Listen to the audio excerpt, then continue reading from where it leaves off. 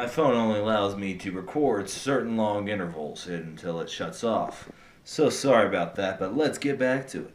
So we just entered the age of people just getting conquered, mainly the Jews. And they're not being the conquerors, they're the conquered. Pretty bad stuff. Anyway, let's get back to the Greeks. So the Greeks conquered, Jerusalem. And eventually, after a while, they become part of one of the three empires that are come up from the ashes of Alexander's empires. But the Greeks and the Jews, they don't get along the way as the Persians. And then the Greeks, they're like, you gotta worship our gods too, bro. And you gotta eat pig. And to the Jews, that's a no-go. That's a no-fly zone right there. No eating pig, no shellfish, no nothing. You can't do that stuff. That's bad. And so the Greeks are like, yo, we ain't doing this. And they have their rebellion, They rebel, they actually win. And that's where we get Hanukkah from. Yeah, I bet you guys didn't know that. Hanukkah comes from beating up the Greeks. Yeah. It's an important life fact. Anyway, let's get back to it. So after that, they got like a few years of freedom. They're happy. They're like, yeah, freedom, freedom, freedom. I can't sing Aretha Franklin. She's just up there though. Yeah, if I could play her song right now, I would. And if we had the time to do it, I would. But sadly, like all songs, they come to an end. That's when we get the Romans.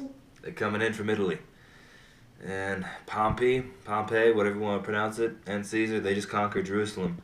Like, you were part of our civilization now. And at first, they do allow the Jews to worship their own religions as long as they abide to Roman law. They emplace King Herod. He's kind of like not really governor of the Palestine, and that there's a Roman governor of Palestine, but he's kind of like the liaison for the Jews to the Romans. But he's not exactly liked by the Jews because he has a thing for killing Jews and all that kind of stuff. He's a crazy guy. And King Herod's not a person, it's a title. So there's like King Herod the Great, King Herod the Second. There's there's a few of them. We just call him King Herod. It's like Caesar. We say Caesar Augustus. That kind of stuff. Caesar just means Kaiser, and Kaiser means Tsar, which means leader, king, emperor. I don't even know. Whatever. Let's get back to it, bro. So that's what happens. The Jews, they're not liking it because they have to abide by Roman law. And we got these class called the Zealots, and they're like the rebellion kind of. They're like in the mountains. They're doing guerrilla warfare. But around 70 A.D., they have a massive uprising. They seize a few cities and everything, and like, we are our own independent nation. But Rome's like, nah, we ain't having it, bro. We coming in with full force. And they burn down Jerusalem, like big time, like burn! Jerusalem going down.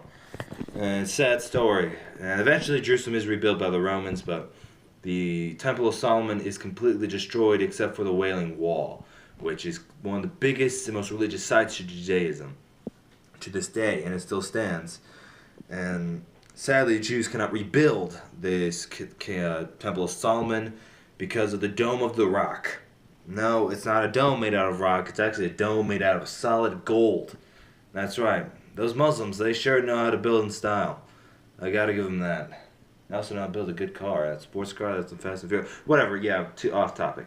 Anyway, yeah, so they can't, sadly, the Jews today cannot rebuild their temple because they have to bulldoze over the